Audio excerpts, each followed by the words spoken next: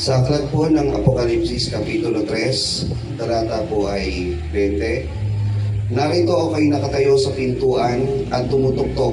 Kung ang sino man ay tuminig sa aking tinig at magbukas ng pinto, ako'y papasok sa kanya at hahapong kasalo niya at siya'y kasalo ko. Pagpapala pong sumating sa muling pagkarinig ng kanyang mga banal na salita.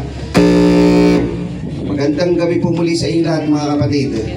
Gayon din po sa ating mga kaibigan at mga kababayan po na nakikinig po sa gabi pong ito. Magandang gabi po sa inyong lahat. At gayon din po sa ating naiwan po ng ating kapatid na Romeo Felipe Jr. ang aming pong muling pakikiramay sa inyo pong nararanasan po ng pagkawala po ng isa nating kapatid sa pananampalataya. At muli, isa po ulit itong pagkakataon na ibinigay sa atin ng ating mahal na Panginoon upang tayo po ay makapagsama-sama at magpalakasan ng pananampalataya sa magitan ng muling pagkarinig ng kanyang mga banal na salita. At dapat po nating samantalahin ang panahon, mga kapatid, na kung mayroon pong pagkakataon na tayo makarinig ng salita ng Panginoon, makinig po tayo. Ito po ay makapagbibigay sa atin ng karagdagang kaalaman sa Biblia na lalo nating makilala kung sino ang Panginoong Diyos nating sinasampalatayanan. Kagabi po ay ating natunghayan ng isang mensahe na ang pamagat po ay ang dakilang plano ng Diyos o ang dakilang kalooban ng Diyos sa tao. Sa pasimula po ng ating mensahe kagabi, pinakilala natin yung tunay at nag-iisang Diyos. Yung sinabi natin na siyang may ibig. Ano ba ang kalooban ng Diyos sa tao? Ang kalooban ng Diyos, maligtas ang tao. Ano ba ang gusto ng Diyos sa tao? Ang tao wag mapahaba kundi magkaroon ng buhay na walang hanggan. At ang panghuli, makaalam ng katotohanan. Para kay maligtas, kailangan alam mo kung sino yung sinasampalatayanan mo. Ano yung mga katotohanan ipinaparating ng Panginoong Diyos. Andiyan yung kanyang pag-iisang Diyos, o pag-iisa at tunay na Diyos.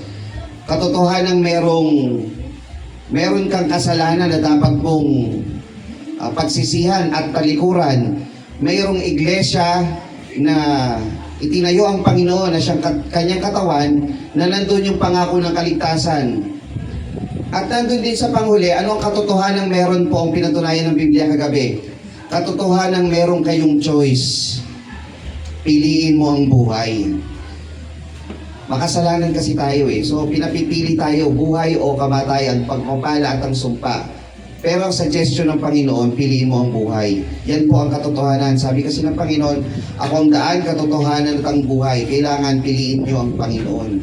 Piliin ng tao ang Panginoon.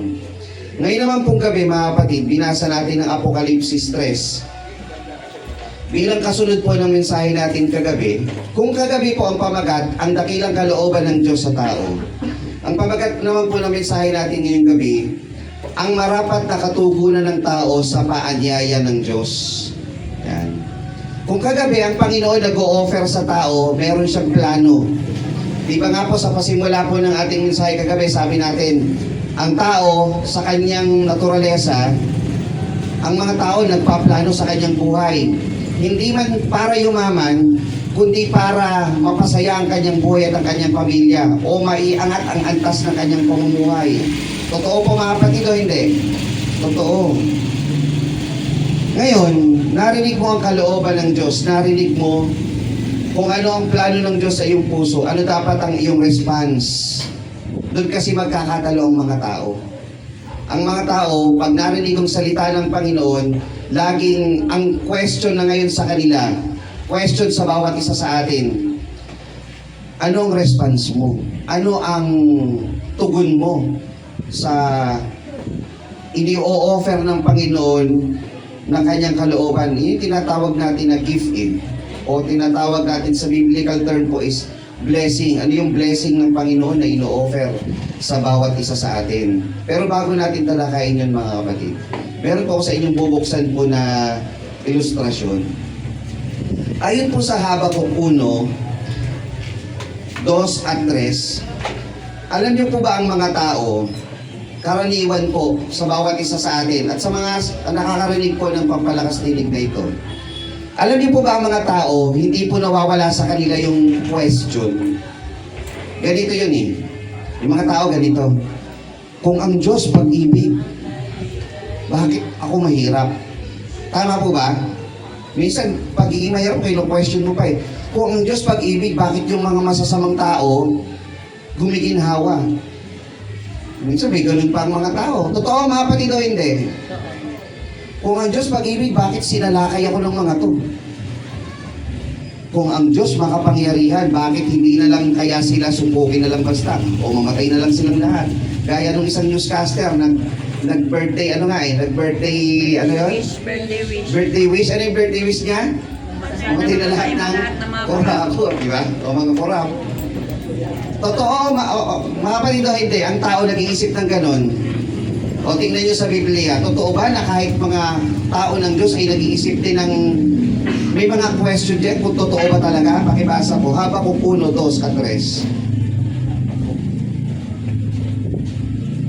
3. Ano po ang sabi ni Habakuk? Kapitulo 1. O Panginoon, hanggang kailan dadaing ako at hindi mo didinggin?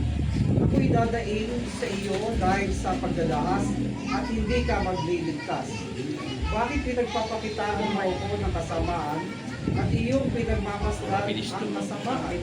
Sapagkat ang kasiraan at pagdadahas ay nasa harap ko at may paggalit at pagtatalong bumabangon. Yan, salamat po. Tingnan nyo yung sinabi ni Habakuk po dito, mga kapatid. Sabi niya, bakit pinagpapakitaan mo ako ng kasamaan? Sabi niya sa Panginoon. Oh. Totoo bang nag-iisip ang tao minsan ng ganon? O si Habakuk nga na propeta ng Panginoon. O Panginoon, hanggang kailan dadaing ako? Oh. Diba nagtatanong siya ng ganito? Sa 12, meron pa po siyang tanong dito. Yung mga kapatid, napakinggan niyo yung tanong ni Habakuk. Di baga ikaw ay mula sa walang hanggan, O Panginoon kong Diyos, aking banal. Kami ay hindi mga mamatay, O Panginoon. Iyong itinakda siya ukol sa kahatulan, at ikaw, O malaking bato, ay iyong itinatag siya ng 13. Ikaw na may mga matang malinis kaysa tumingin sa kasuwalian at hindi ka makatingin sa kasamaan.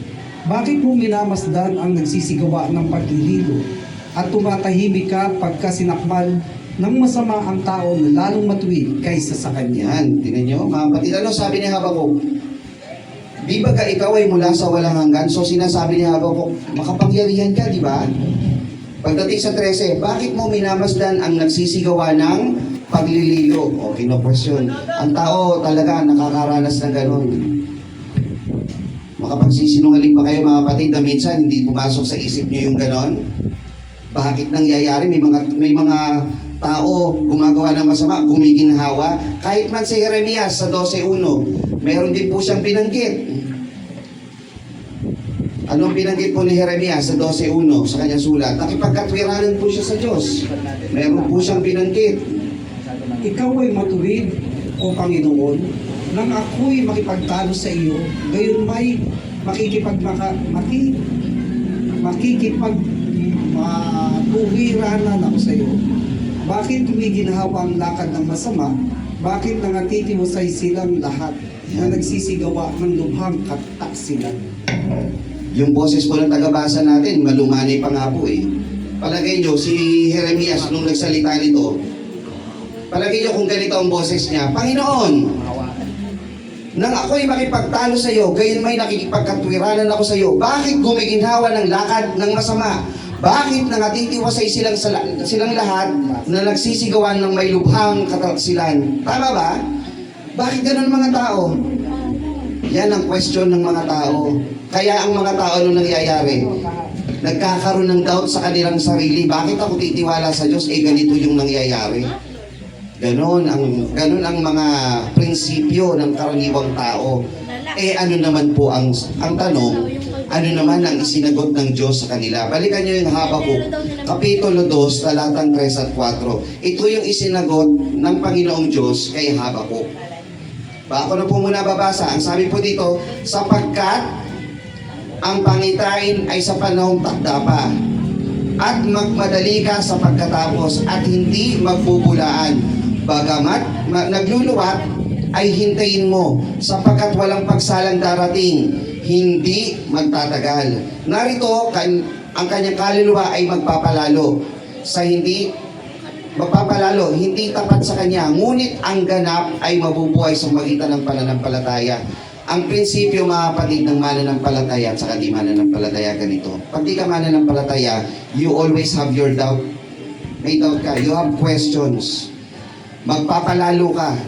Pero pag ikaw ay matuwid, ang sabi ng Panginoon, tandaan mo, bagamat nagluluwat, bagaman iniisip mo na ang tagal naman ng justice ng Panginoon sa kanila, huwag kang mainip, hintayin mo, sapagkat walang pagsalang darating, hindi magtatagal.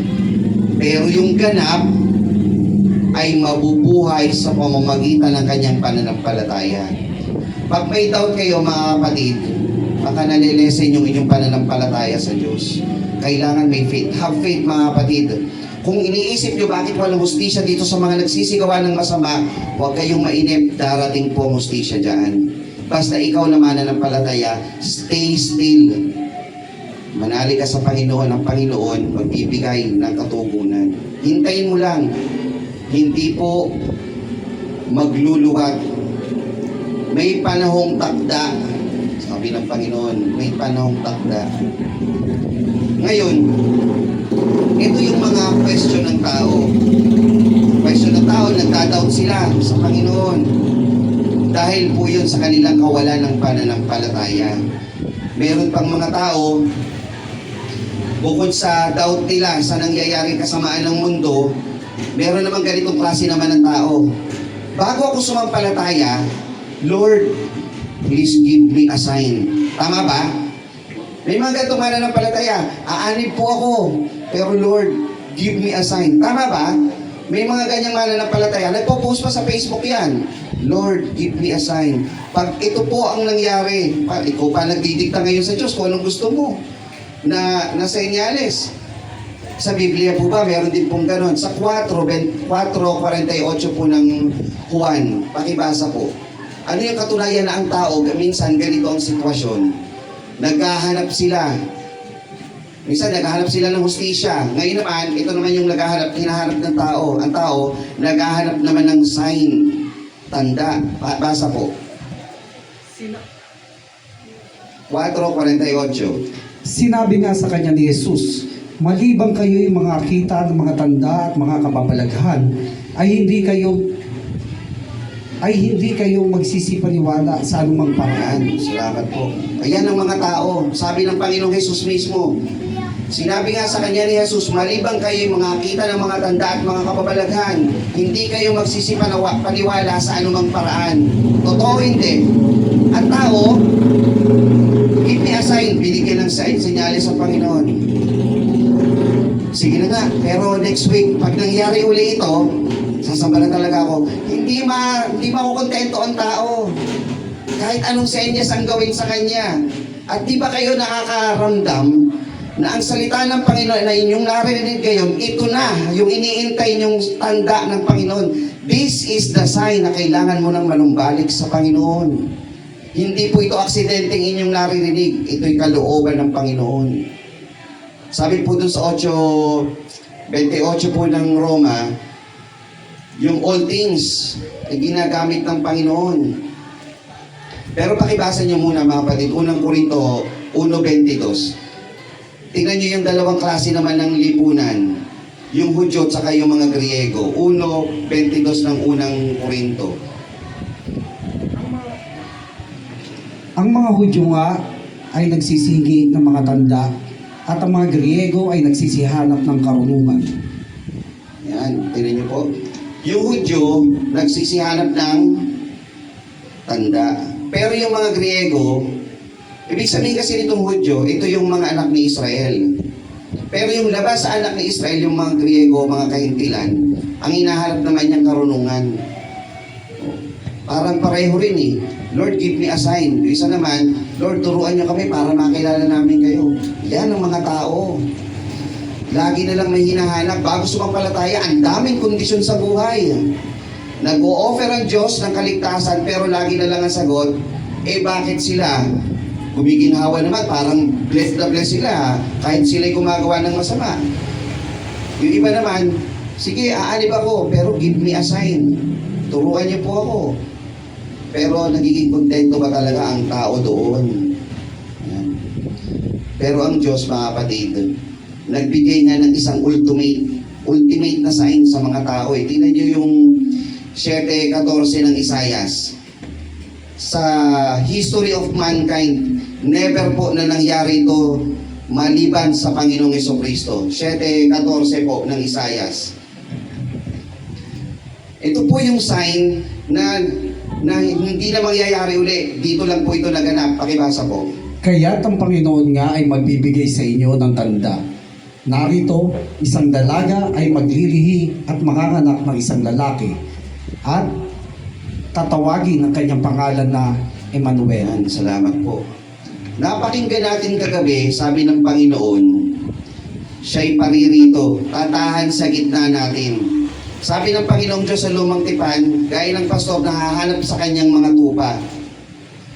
Ano yung sign na iniintay ng mga tao? Ang tao nag-iintay ng sign eh. Ito na yung sign. Magbibigay ang Diyos ng tanda. Isang dalaga ang maglilihi. May nabalitaan na ba kayong nanganak? Bukod kay Maria na birhen, na ipinaglihi ng Espiritu Santo. Meron pa ba? Yan yung pinakamatinding tanda talaga. Final na po yan. Wala na kayong maririnig na ganyan. Kahit nga po modern science, alam niyo yung womb ng babae? Hindi nila magawa po yun eh. Yung structure, kahit anong siyensya, hindi po magawa yun. Minsan, naglalakad tayo, nakakakita tayo, may prosthetic na kamay, parang robotic na kamay. Sasabihin nyo, galing ng technology, ay gagalaw yung daliri, parang totoo. Pero hindi pa rin mapantayan ng technology, totoong kamay ng tao. Lalo na yung womb, hindi po magawa po ng tao yun. Ngayon, kung isang tao ay manganganak na isang birhen, aba, pinakamatingting tanda na yun, wala ka na makikita ganung tanda. Nangyari, nakita ng tao, may ipinanganak ang Panginoong Jesucristo. Ano ang ginawa ng tao dun sa tanda na hinihintay ng tao? Lord, give me a sign. Ito yung sign. Ano ang ginawa ng tao? Pakibasa po yung 1:11 ng Juan. Ano po ang naging reaksyon ng tao? Hanap ka ng hanap ng tanda? Ito, bibigyan kita ng tanda. Ano ang reaksyon ng tao? 1:11 po ng Juan. Siya ay nasa sanglibutan at ang sanglibut ay ginawa sa pamamagitan niya at hindi siya nakilala ng sanglibutan. Siya ay naparito sa sariling kanya at siya ay hindi tinanggap ng mga sariling kanya. Kita nyo? Hanap-hanap ka ng sign pero pag nandyan na yung sign, hindi ka naman magre-react ng tama. Hindi mo rin naman pala tatanggapin. Kapareho po ng nakasulat sa unang Korinto 2:6-8. Diba, ang Hudyo naghahanap ng tanda. Ang Griego naghahanap ng karunungan. Basa po, unang Korinto 2:6-8. Gayunman ay nagsasalita kami ng karunungan sa mga may gulang. Bagaman hindi ng karunungan ng sanglibutang ito o ng mga may kapangyarihan sa sanglibutang ito na gaya ng mga ito'y nangauuwi sa wala. Kundi sinasalita namin ng karunungan ng Diyos sa hiwaga. Yaong karunungan na itinalaga ng Diyos bago nilalang ang sanglibutan sa ikaluluwalhati natin, na hindi napagkilala ng sino mang pinuno ng sanglibutang ito, sapagkat kung nakilala sana nila, ay di ibinako sa krus ang Panginoon ng kaluwalhatian. Yan, salamat po. So ang tao, mga Hudyo, naghahanap ng tanda. Dumating tanda, tinanggap ba o hindi? Hindi siya tinanggap ng sariling kanya. Yung mga Grego, naghahanap ng karunungan. Ano ang sabi ni Pablo? Gayon may nagsasalita kami ng karunungan sa mga may gulang. So mature ang kausap nila rito, hindi po mga bata. Bagaman hindi ng karunungan ng sanglibutang ito o ng may kapangyarihan ng sanglibutang ito ng mga ito'y nangauuwi sa wala. Naghahanap kayo ng karunungan, nagsasalita kami ng karunungan sa inyo.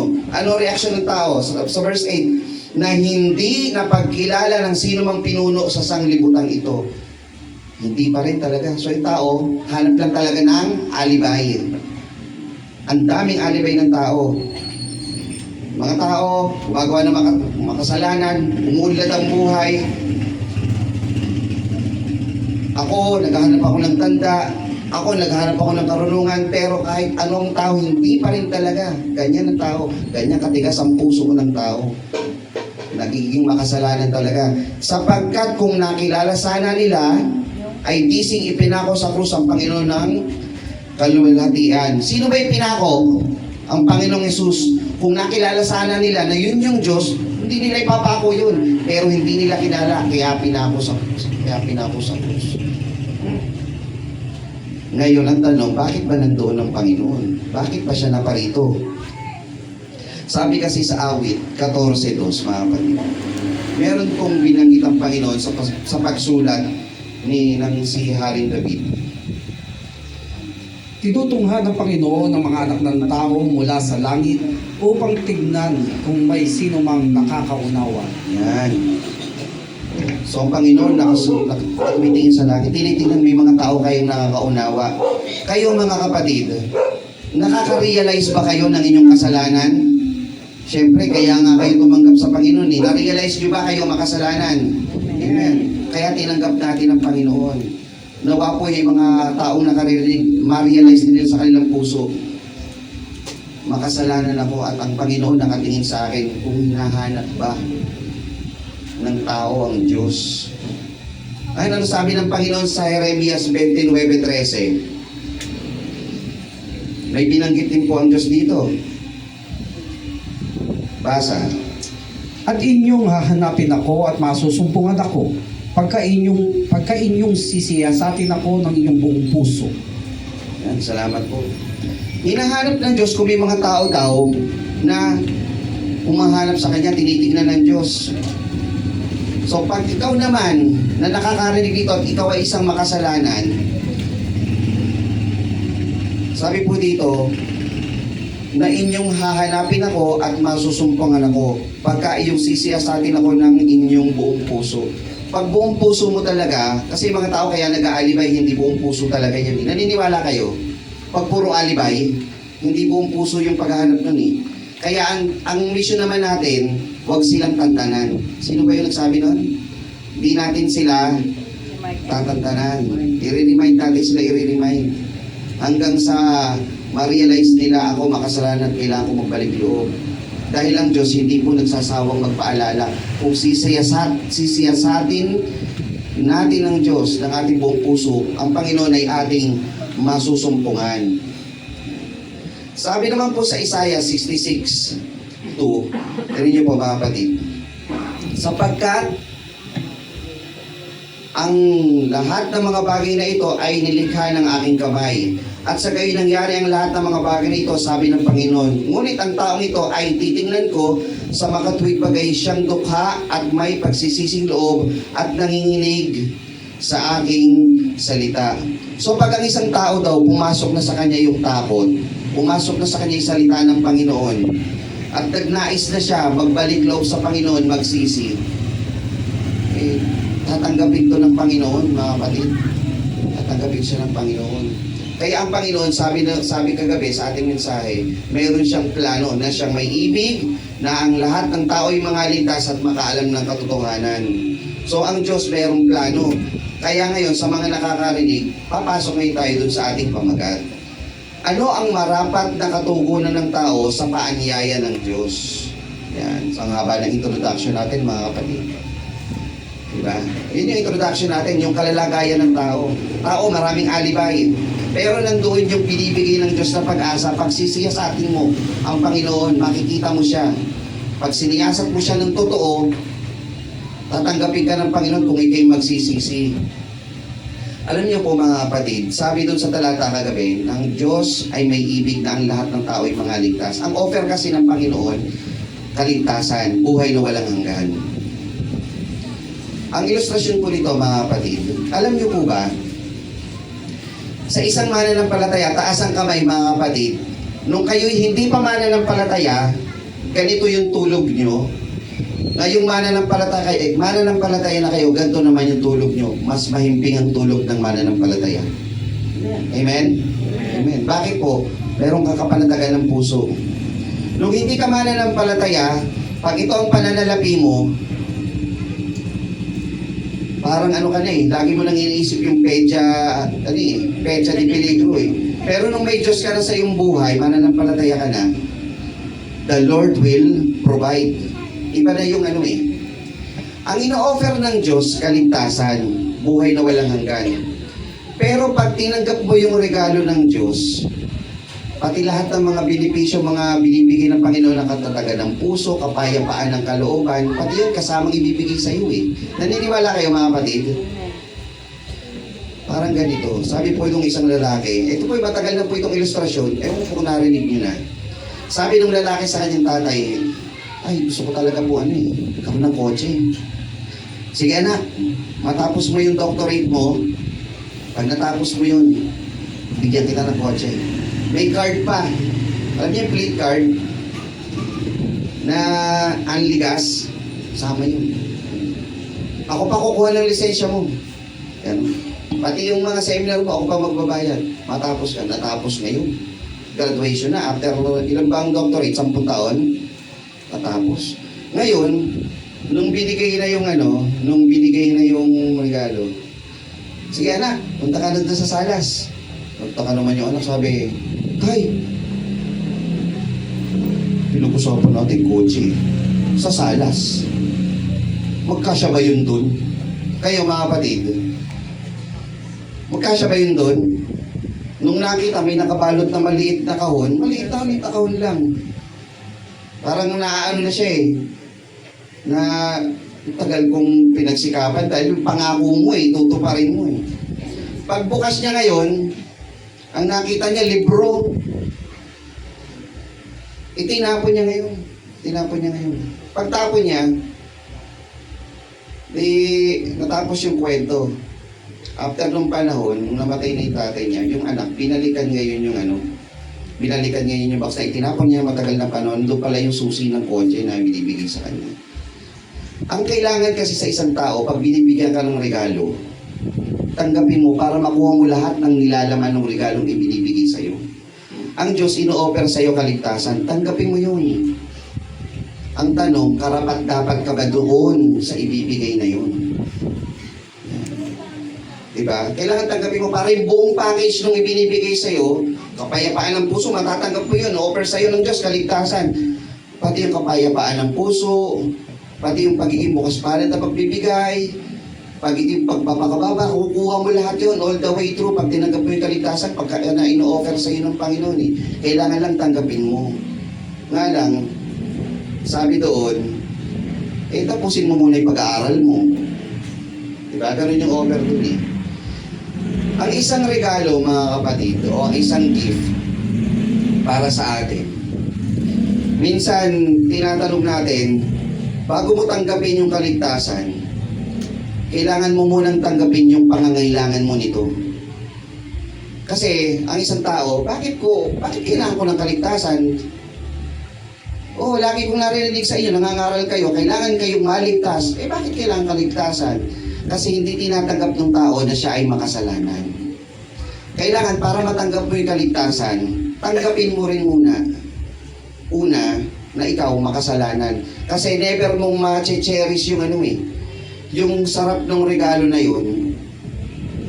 Kung hindi mo tatanggapin makasalanan kayo. Sabi kasi doon sa pinag-aralan natin kagabi, sa Roma 3:23, sapagkat ang lahat ay nangagkasala nga. Pagdating sa 6:23, ang kabayaran ng kasalanan ay kamatayan. So kailangan maligtas ka dun Pero alam niyo ba mga kapatid, sabi kasi ng ibang tao, nagpe-pray naman ako Tama po ba?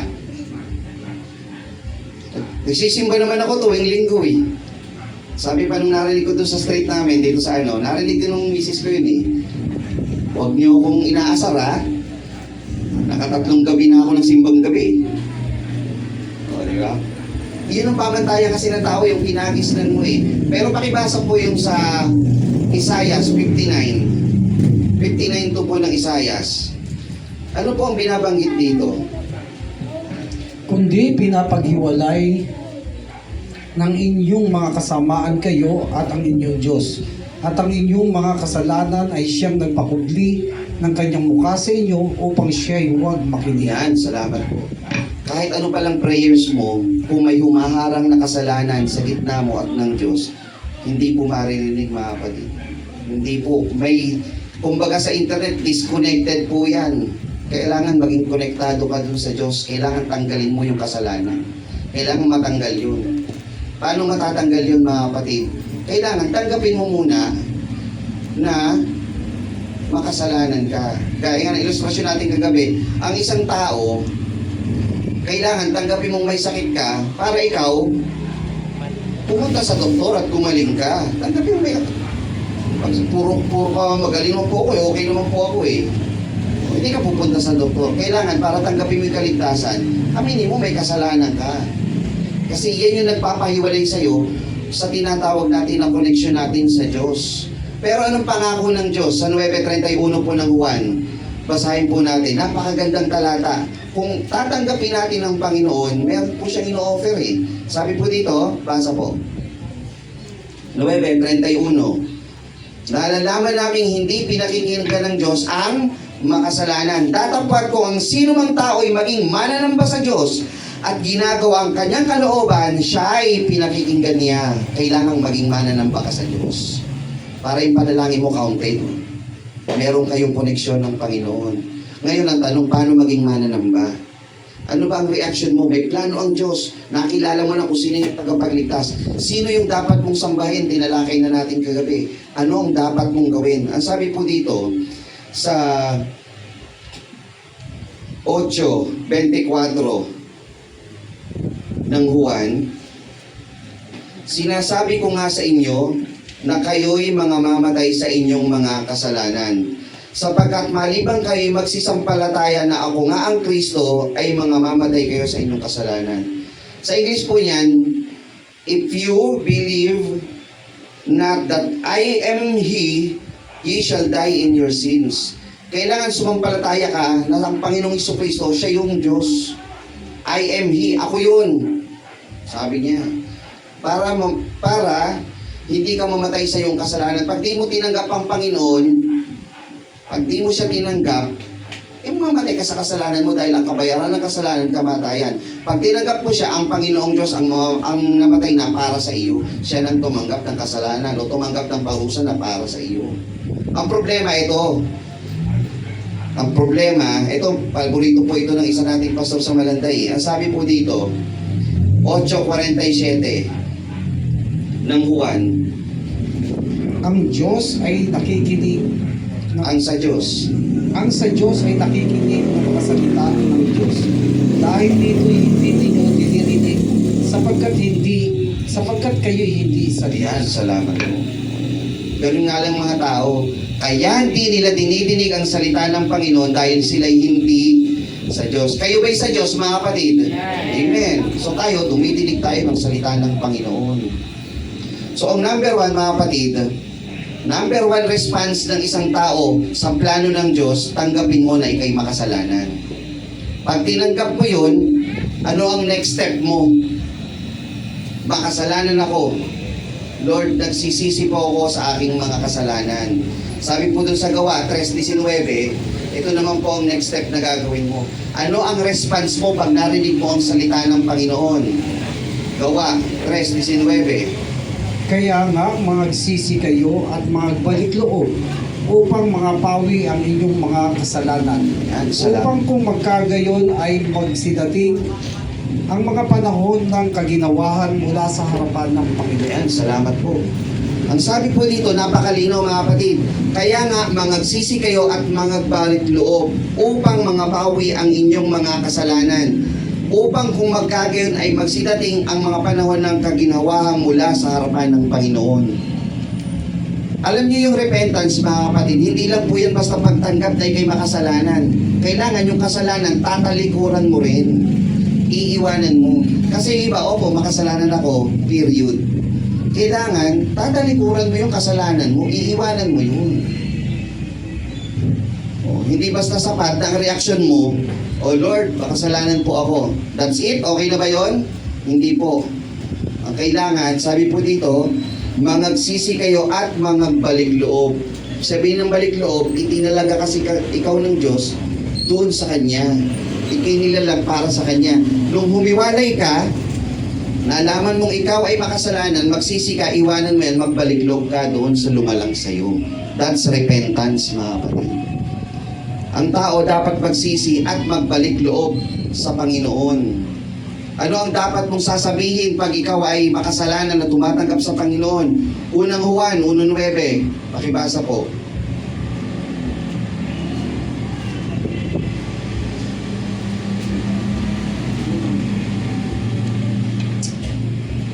Kung ipahayag natin ang ating mga kasalanan, ay tapat at banal siya na tayo'y patatawarin sa ating mga kasalanan at tayo'y lilinisin sa lahat ng kaliyan. Salamat po. Napakalinaw, mga kapatid. Ang sabi po dito, kung ipahayag natin ang ating mga kasalanan ay tapat at banal siya. Alam niyo, mga kapatid, minsan, pag binabasa yung talatang ito, nakapokus yung mga tao dun sa unang salita. Sabi po doon, kung ipahayag natin. Tama naman po yung nakasulat. Dapat ipahayag mo. Pag tinatanggap mo, hindi sa puso lang. Kailangan banggitin mo rin. Opo, makasalanan ako, nagsisisi ako. Sabihin mo rin yun. Pero yung pangalawang parirala, pakinggan nyo, mga kapatid. Tapat at banal siya na tayo'y patatawarin. Pag sinabi ng Panginoon, patatawarin ka, tapat ang Diyos. Hindi siya nagsisinungaling. Hindi siya magluluwat.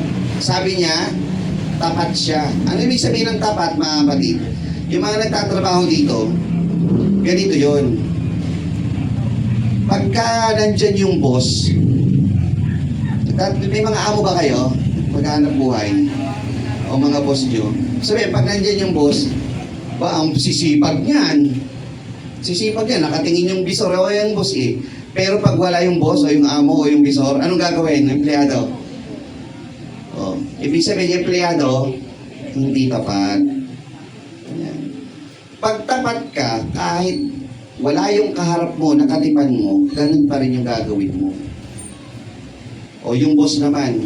Yung boss, pag tapat yan, kahit di kayo nag-uusap ng empleyado mo, pag pinangakuan kita ng raise o ng taas ng sahod, kahit anong mangyari, pagdating ng panahon, itataas ko sahod mo, nangako ako sa iyo, tapat ako eh. Ang Diyos, mga kapatid, pag ikay nagsisi, hindi ka mapapahiya sa Panginoon. Tapat ang Diyos, patatawarin ka niya. Sabi kasi dito, kung ipahayag natin ang ating mga kasalanan ay tapat at banal siya na tayo patatawarin sa ating mga kasalanan at tayo lilinisin sa lahat ng kalikuan. So tapat ang Panginoon, mga kapatid, lilinisin niya tayo. Pagka ganun ang pananalita ng Panginoon, ito na dapat ang natin, estado ng buhay. So ikaw ay nagpahayag, tinanggap mo, nagpahayag ka, dapat nasa iyo na yung acceptance and faith na tinatawag. Sabi po doon sa Juan 14:6, ako ang daan, basa po. Ako ang daan at ang katotohanan at ang buhay.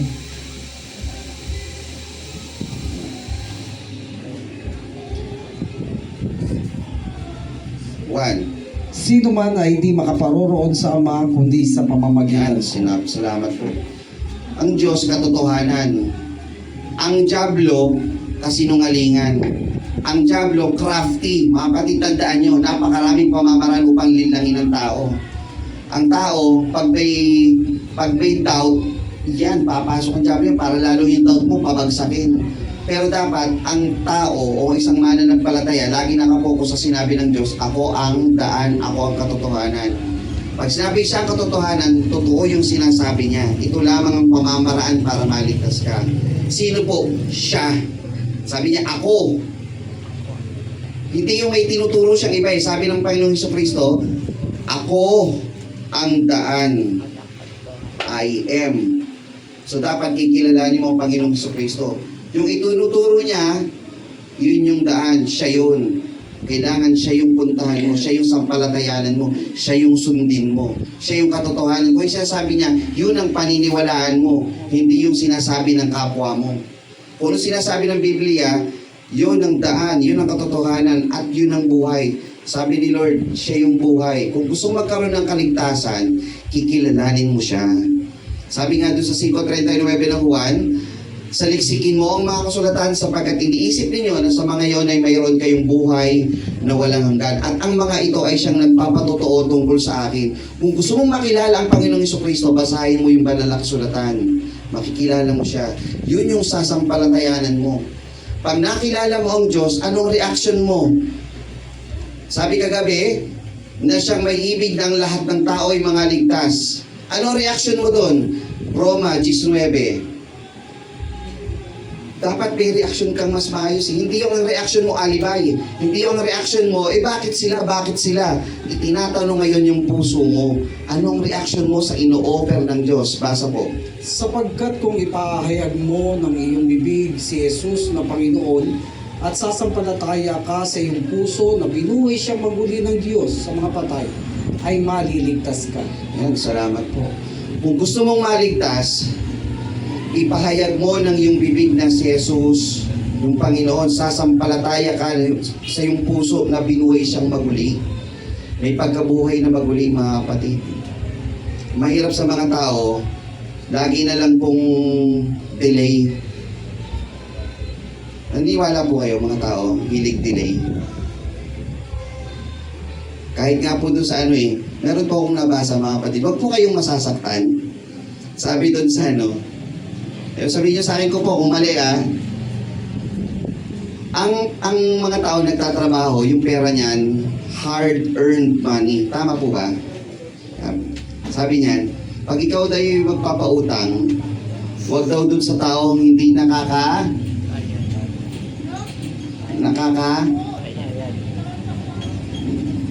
sabi, huwag daw dun sa taong nakakalimot o parang nagkakaroon ng amnesia.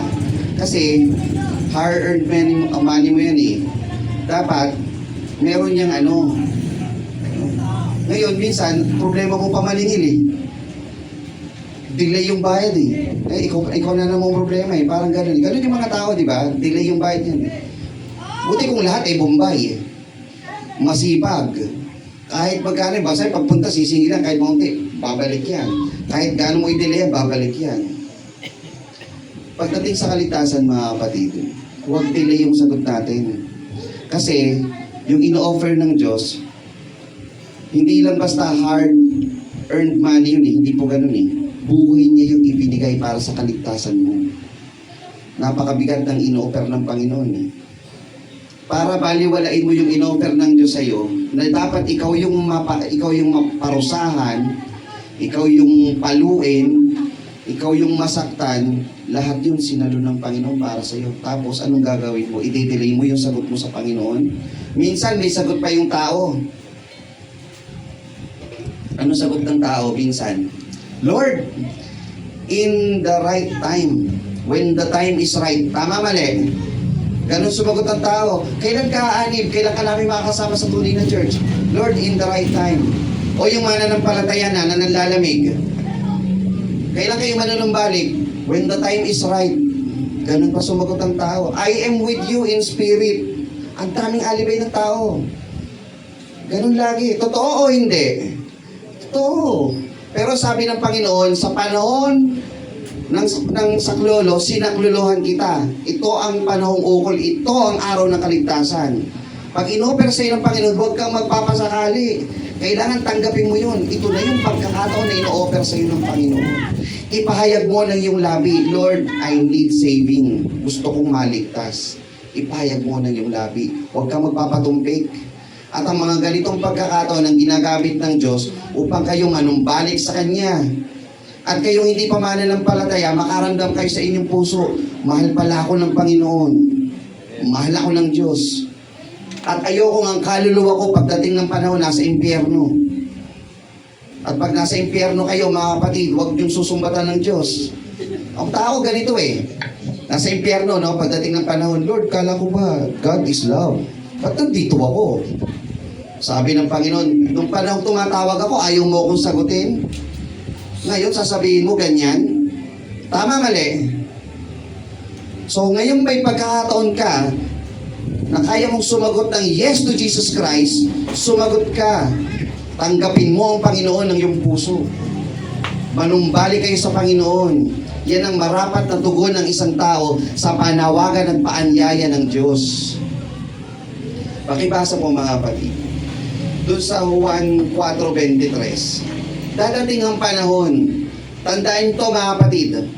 Darating ang panahon na may mga totoong mananamba sa Panginoon. Basa po. Datapwat dumarating ang oras at ngayon nga nasasambahin ng mga tunay na mananamba ang Ama sa Espiritu at katotohanan, sapagkat hinahanap ng Ama ang mga gayon na maging mananamba sa Kanya. Yan. Salamat po.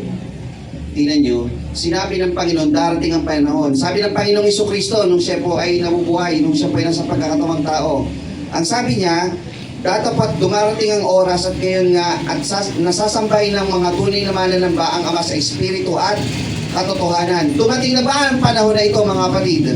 Amen. So kung dumating na at alam nyo na may mga tunay na mananamba na sa Diyos, anong dapat na reaksyon mo? Sasama ako doon.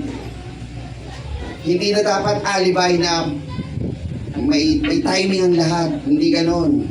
Dapat, pag narinig mo na may pagkakataon, may mga tunay na mananamba, ang reaksyon mo tama din. Kailangan kilalanin mo sino yung totoong Jesus na pinapangaral ng mga mangaral na ito. Tunay na iglesia ba ang bibilangan? Kasi sabi ng Panginoon, darating ang oras na may mga tunay na mananamba. So mayroong mga tunay na sasamba sa Panginoon. Ito yung tunay na nakakakilala sa Kanya. Ito yung nagsimula sa mga taong nakakilala sa Diyos, tumanggap na sila'y makasalanan, nagpabautismo sa pangalan ng ating Panginoong Jesucristo. Because faith alone, hindi po pwede. Hindi po pwede yun. Tingnan niyo mga kapatid. Sabi kasi ng ibang tao, pakibasa po yung 8:9 po ng Epeso. Ito yung ino-offer kasi ng Panginoon eh. Epeso 2:8-9. Sabi nila, faith alone, okay na yun eh. Hindi ko na kailangan ng relihiyon. Mahalaga, kilala ko si Jesus Christ and I believe. Yan, basa po. Sapagkat sa biyaya kayo'y nangaligtas sa pamamagitan ng pananampalataya, at ito'y hindi sa inyong sarili, ito'y kaloob ng Diyos. Hindi sa pamamagitan ng mga gawa, upang ang sinuman ay huwag magmapuri. Yan, salamat po. Dalawang klase ng tao po ang nandito mga kapatid sa Epeso. May mga taga-Epeso na ang pakiramdam nila, hindi ko kailangan ng reliyon. Basta ako, maibigin ako sa kapwa, sumusunod ako sa batas, magandang pamantayan ko sa pamilya, wala akong inaapakang tao, palagay ko naman, at naglilimos pa ako, palagay ko naman, may tsansa ako sa langit. Ang sabi ng Panginoon sa 9, hindi sa pamamagitan ng mga gawa upang ang sino man ay huwag magmapuri. Kasi pagka gano'n ang sitwasyon, pagka gano'n ang pamantayan, paano yung walang pang abuloy? Hindi na sila maliligtas. Paano yung konti lang ang inabuloy doon sa mas maraming inabuloy? Maraming ipinabigay sa tuka, edi mas malaki kaligtasan nila. May magmamapuri kung ang pamantayan ng kaligtasan ay gawa. Kaya ang sabi, hindi sa pamamagitan ng mga gawa. Kaya ang tao dapat sumampalataya. Pero, sabi ng Panginoon, ito kasi, sulat ni Pablo sa mga taga-Epeso. Sinasabihan niya mga taga-Epeso, hindi sa magitan ng inyong gawa, na pamagitan niya ganyan, maliligtas kayo. Hindi po yung kailangan meron kayong pananampalataya. Yan ay binibigay ng Diyos. Ang sabi po dito, ang termino, sapagkat sa biyaya kayo'y nangaligtas, for by grace are ye saved. Nga lang ang tao, nakatingin lang doon. Di naman yung pangalawang bahagda ng mga tao. Tinitingnan, pananampalataya lang. Dahil sa biyaya ng Diyos, maliligtas ka na. So hindi mo na daw kailangan ng paggawa naman. Hindi na daw sila gagawa. We believe na ako eh. I believe na eh. Anong sabi naman ni Santiago 2:17 mga kapatid? Gayon din naman ang pananampalataya na walang mga gawa ay patay sa kanyang sarili. Ayan, salamat po. Pagka ikay mananampalataya, pagpalagay niyo pananampalataya, that's the root. Tapos, pag maganda ang ugat, malalim ang pananampalataya, the fruit will show. Magkakaroon ba ng fruit kung walang root? Hindi rin. Magkasama po yun. Hindi mo hihiwalay ang pananampalataya at gawa. Magkasama po yun, mga kapatid. Dahil pagdating sa Biblia, kailangang manampalataya ka. Tapos hindi ka sitting pretty, na I believe lang. Kahit man sa lumang tipan, sinasabi na po sa Ecclesiastes 12:13. Ito ang wakas ng bagay, lahat ay narinig, ikaw matakot sa Diyos at sundin mo ang kanyang mga utos, sapagkat ito ang buong katungkulan ng tao. Salamat po. Katungkulan ng tao, tuloy niyo po sa susunod na talata. Dadalhin ng tao. At dadalhin ng Diyos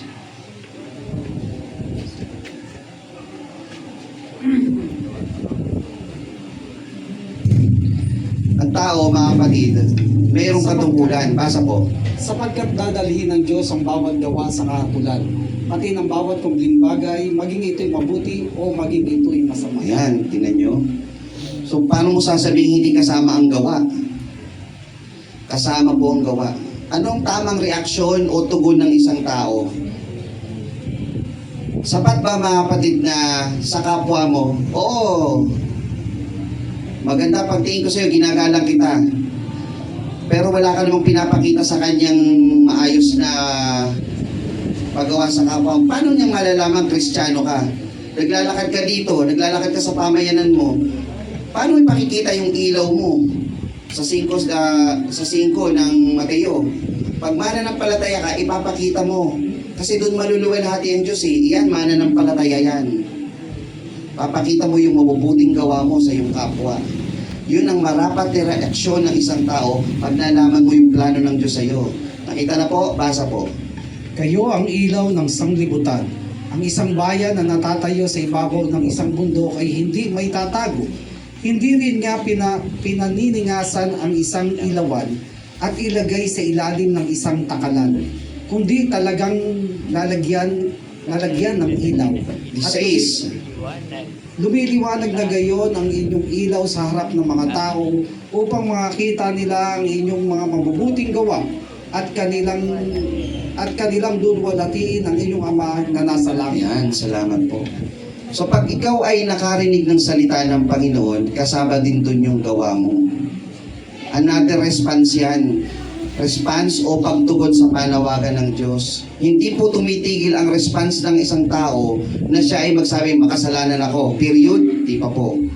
Kailangan you repent. Magsisi ka, talikuran mo ang iyong kasalanan. Magkaroon ka ng pananampalataya. I-accept mo ang Diyos na iyong sariling tagapagligtas. At ang panghuli, you submit after baptism. Pag tinanggap mo ang Panginoon sa 6:4 ng Roma, pag tinanggap mo ang Panginoon, nagsisi ka, nagpabautismo ka, makakaraan ka na ngayon. Lalakad ka na ngayon sa isang panibagong buhay. Basa po. Tayo ngay nangalibing nakalakip niya sa pamamagitan ng bautismo sa kamatayan, na kung paano si Kristo ay nabuhay na maguli sa mga patay sa pamamagitan ng kalwalhatian ng Ama, ay gayon din naman tayo makakalakad ng panibagong buhay. Ayan, salamat po. Ang ganda, di ba, mga kapatid? Pag ikaw ay sumampalataya, nagpabautismo, sabi doon sa 2:38, magsisikat, magbautismo ang bawat sa inyo. Diba? Pag nagpabautismo ka sa pangalan ni Jesucristo, sa ikapagpapatawad ng inyong mga kasalanan. Pag ikay nagpabautismo, tunay na kahawig dito, makalalakad ka na ngayon sa panibagong buhay. At yung buhay na ipinakikita mo, yun na yung gawa na sinasabi ng Panginoon. Hindi yung tumanggap ka, I believe okay na. Kailangan yung response mo sa Panginoon, buo, kumpleto. No? At ito po, mga kapatid, pag ikaw ay submitted sa Diyos, sabi nga natin kagabi, siya yung hari ng mga hari. Pagtingin mo, hari ito, hindi ka mas mataas sa kanya, mas mababa ka. Baw ka lang dun. Baw ka sa Diyos. Kung ano sabihin ng Diyos, susundin mo. At never mangyayari na magkakapalit kayo ng pwesto. Diyos yun habang buhay. At kung ikaw ay mananampalataya, alipin ka habang buhay ng Diyos. Ikaw ay tagasunod. Pero ang Panginoong Diyos, nang siya po ay nag-offer. Hindi po basta alipin mga kapatid eh. Tingnan niyo sa Juan 1:12. Ano ang gusto ng Panginoon na maging setup? Anong setup ng isang tao na tatanggap sa Panginoon pag ikay maging mananampalataya? Basa po. Datapwat ang lahat ng sa kanya ay nagsitanggap, ay pinagkalooban niya sila ng karapatang maging mga anak ng Diyos. Sa makatwid bagay ang mga nagsisambalataya sa kanyang Amen. pangalan. Salamat po. Yung hari ng mga hari, Panginoon ng mga Panginoon, itong makapangyarihang Diyos na kinikilala natin, pag tinanggap mo siya na sa iyong sariling tagapagligtas, nagpabautismo ka, ang itatawag sa iyo, napakaganda mga kapatid, anak ka ng Diyos. You submit to God. Never kayong magpapalit ng pwesto. Pero napakaganda ng kalalagayan mo, anak ka ng Diyos. At pag anak ka ng Diyos, mga kapatid, napakasarap sa pakiramdam. Kayo ba? Sino dito yung mga magulang?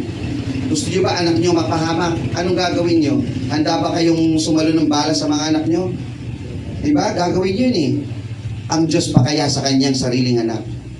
Diba? Sa bawat sa atin. Pag tinanggap mo ang Panginoon, anong ginawa ng Panginoon?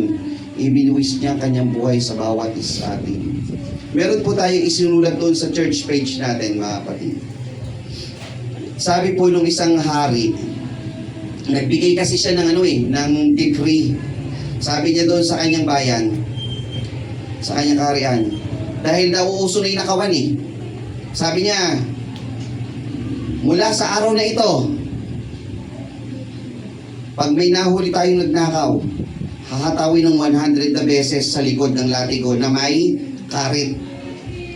Yung latigo lang eh, na 100 na beses, madali ba yun? Sakit yun. May karit pa. Ngayon, yung anak niyang babae, lumabas, nagkatuwa, parang magandang kuhanin tuwa, ayaw niya magbayad, kinuha niya. Nahuli ngayon. Ang utos ng hari, hindi mababalik. Sabi ngayon ng mga nakatingin sa hari, paano po yan? Yung anak niyo, yung isa sa mga anak niyo nahuli. Yung hari, siyempre, ayaw niyang ipakitang malambot siya. Baka pag ito sa hindi pinarusahan, anak mo nga, hindi pinarusahan eh. Hindi pwede rin kami, di ba? Anong ginawa ng hari? Kunin niya anak ko. Lagay niyo siya rito. Hatawin niyo siya ng 100 beses. Huwag niyo hihinaan, lakasan niyo ha. 100 na beses tinawag yung mga matador. O bakit maliit yung panghawak mong latigo? Yung standard na latigo, yung may karet, yan ang gamitin mo. 100 na beses hatawin niyo. Nakaredy ni anak niyang babae, maliit. Balikinitan ng katawan, maliit lang eh. Pero bago niyo siya hatawin, may gagawin muna ako. Ginawa nung hari, hinubad niya yung kanyang royal, yung royal suit niya. Tinagpan niya ngayon yung anak niyang babae. Tinanggal pa niya yung damit niya. Hatawin niya na yung anak ko. Tatamaan po kayo. Ano ba usapan? Hahatawin niyo yung sino mang magnakaw. Hatawin niyo 100 beses.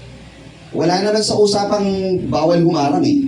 Sabi, hatawin niyo 100 ulit. Bakit po, mga kapatid? Anak niya kasi yun eh. Ayaw niyang masaktan yung kanyang anak. Alam niyo po ba yung gano'n? Ganun-ganun ang ginawa ng Panginoong Hesus sa bawat sa atin. Nung tayo makasalanan, namatay ang Panginoon sa bawat sa atin. Siya ang tumanggap ng lahat ng palo na para sa atin. Bawat hataw ng mga kapatid na dapat ay para sa atin nung tayo makasalanan, siya ang tumanggap. Ganun tayo kamahal ng Panginoon. Nawa po ang response natin, Lord, salamat po.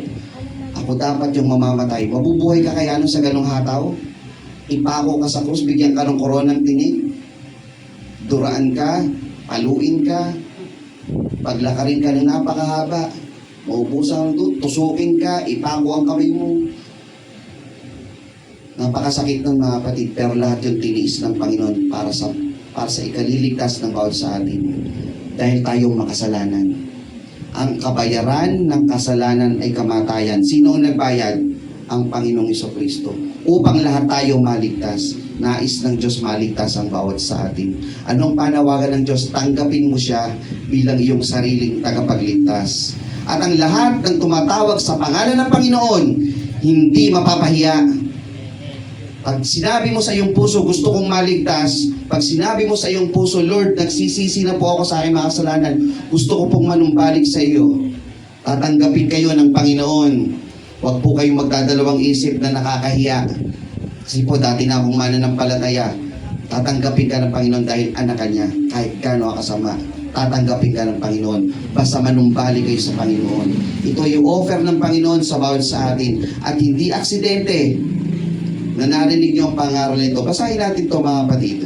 Sa huling talata, 8:28 ng Roma.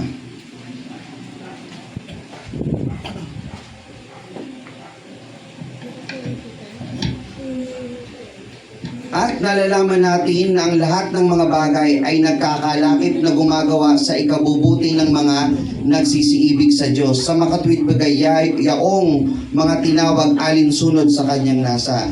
And we know that all things work together for good for them that love God, to them who are called according to His purpose. Lahat ng mga bagay na naririnig niyo mga kapatid, kasama yan na mga tanda ng Panginoon para ikay manumbalik sa Kanya. Pag pinalalahanan ka ng iyong kapatid, manumbalik ka sa Panginoon, huwag mong ikasama ng iyong loob. Gusto lang ng kapatid mo, maligtas ang kaluluwa mo. Isa lang ang kaluluwa natin mga kapatid at mga kababayan, mga kaibigan. Pakaingatan po natin yan. Pagdating ng panahon, ano ang kanyang pangako? Buhay na walang hanggan, nakasama ang ating Panginoong Diyos. Wala na pong sasarap po doon. Ito ang marapat nating tugon sa dakilang kalooban ng Diyos na nais ibigay sa bawat isa sa atin. Huwag po tayo magdadalawang isip. Tapat ang Panginoon sa kanyang pangako. Pag sinabi ng Panginoon, ililigtas ka niya, ililigtas ka niya. Pag sinabi ng Panginoon, tinatanggap ka niya, tinatanggap ka niya. Pag sinabi ng Panginoon, huwag kang mag-alilangan dahil ang Diyos ay ang daan, katotohanan at ang buhay. Siya ang magbibigay sa atin ng buhay na walang hanggan. Muli, isang magandang gabi po sa inyong lahat. Purihin ang ating mahal na Panginoon sa bahagi po ng mensahe po ng ating narinig. Binabalik po natin sa ating